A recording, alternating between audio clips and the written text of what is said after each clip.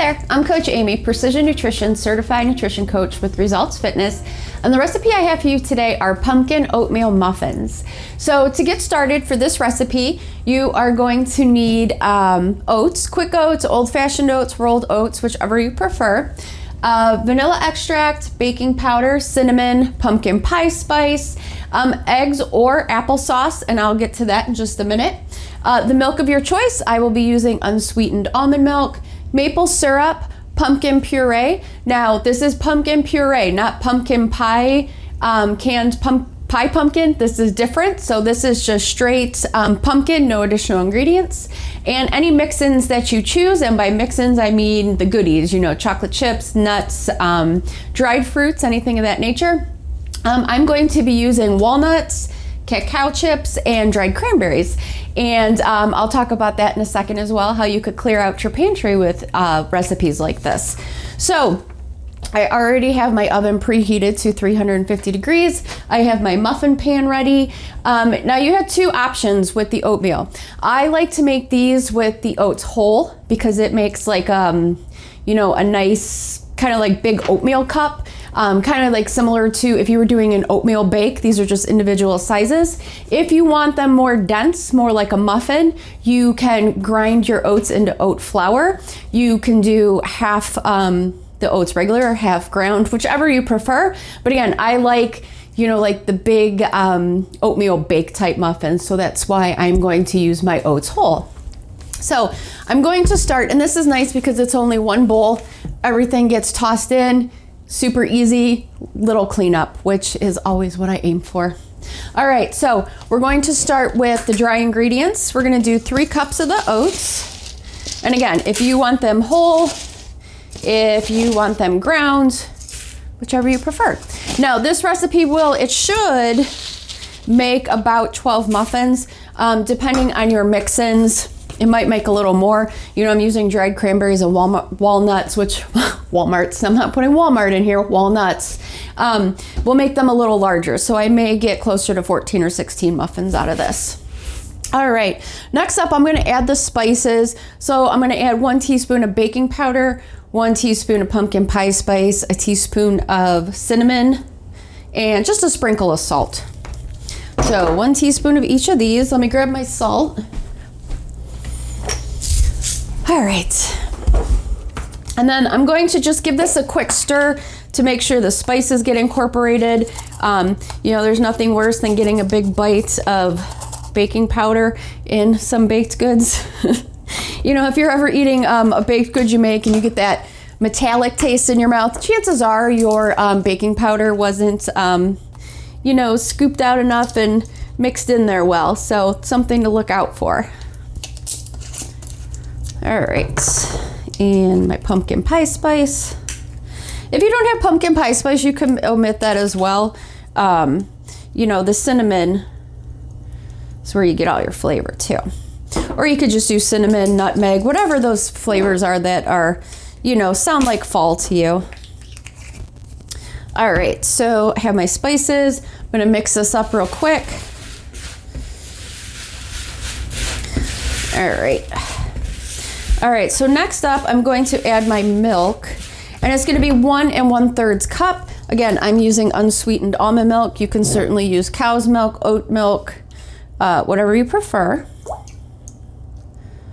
So 1 1/3 cup.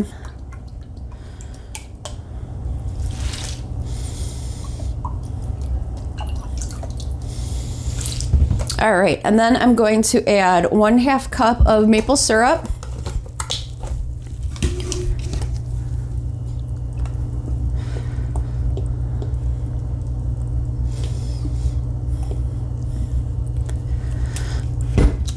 And then 2/3 cup of the canned pumpkin. And like I said, this is just straight canned pumpkin. There's a difference between pumpkin pie filling and pumpkin. The canned pumpkin just has straight pumpkin in it. Pumpkin pie filling is going to have some sugar and spices and other stuff added to it. So just be sure when you're choosing your pumpkin that it is straight up pumpkin. You're probably like, say pumpkin one more time. But it's almost Halloween and it's pumpkin season. Actually, the day this comes out will be on Halloween. So all things pumpkin. All right, and like I mentioned, you can either use 2 eggs or you can use applesauce. Due to some food allergies, I had to remove eggs from my diet. So I'm looking for more creative ways to, replace them. And one of the easiest ways in baked goods is through using applesauce. When you're replacing an egg, the ratio is 1/4 cup of applesauce per egg. So this right here is about a 1/2 cup. I'm going to add this. And this is one of those applesauce packets. Kids tried them at Costco once, absolutely love them. So then we buy the Costco size box, and what happens? They come home and they never get eaten again. So this is a perfect way to use up some random ingredients. Oh, forgot to add my salt. All right, and then I'm going to add a teaspoon of vanilla.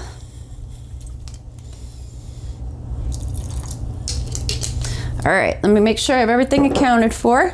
Okay, I'm gonna mix this well before adding my mix-ins in. Those are gonna go in last. And you don't have to add anything additional either.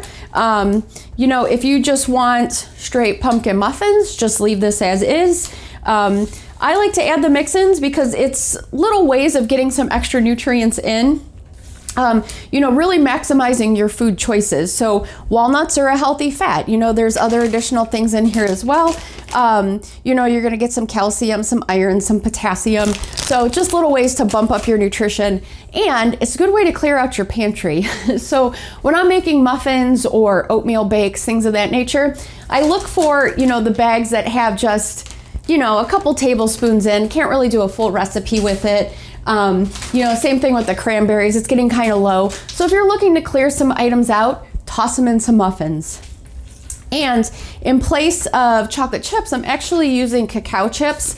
Now these are the, it's unsweetened chocolate. So it's the cacao chips. There isn't any sugar in these, so they are a little bitter, but you're cutting back on your sugars. And they also contain, in just 1 tablespoon, 20% of your daily iron intake, which is phenomenal because, sometimes iron can be kind of hard to get in unless you want to be pounding, multiple steaks per day. This is a quick way to get some extra iron in your diet. And as a female, that's super important to me, so that's why I like to use the cacao chips. All right, on that side note, I'm going to add my mix-ins. So you want to do about a 1/2 cup of each. This might be a little more. Again, I'm looking to empty out things, so if it's a little more than a 1/2 cup, But look, I finished a package of something. I'm going to do a 1/2 cup of cranberries. You could do blueberries as well. Dried blueberries are good. Dried cherries are another favorite. And then a 1/2 cup of the cacao chips. So again, by the time this is all divided up, you're probably gonna get 10 to 20% of your daily iron needs with those cacao chips in just 1 muffin. So another good way to choose your mix-ins. All right, I'm just gonna mix this up really well. And it's almost like a trail mix type thing too. There was a recipe that came out recently that was a trail mix baked oatmeal. So this is very similar to it, just this is gonna be in individual portions. And these freeze well too. So, if you make an entire batch for yourself, you're not gonna eat the whole batch within a few days. That's fine. Keep them in the refrigerator for a few days and then refrigerate their leftovers. All right, so because these are going to be, like I said, those big thick muffins, they're not gonna rise much with the oatmeal, so I can actually fill these cups pretty much to the top. Let's reuse my spoon here. So I'm gonna fill each cup with the muffin mixture. And again, I'm gonna fill it to the top. Usually with like muffins and things like that, the instructions will say like 2/3 full to account for, them rising. But because they're made with oats, they're not gonna rise too much. All right, so I am not going to have you painstakingly watch me fill all 12 of these. So I'm going to finish filling these. I'm gonna pop them in the oven for, let's see, how long do I have in here? Probably about 30 minutes is what it's gonna take to bake these through. So I'm going to finish dishing that out, pop it in the oven, and I'll be back with the final product. So hang tight.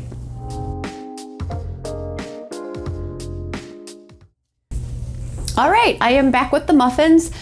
These took about 30 minutes. You can tell they're done when, you give a little push and just there's slight bounce back. They're cooked through in the middle and they're brown on top.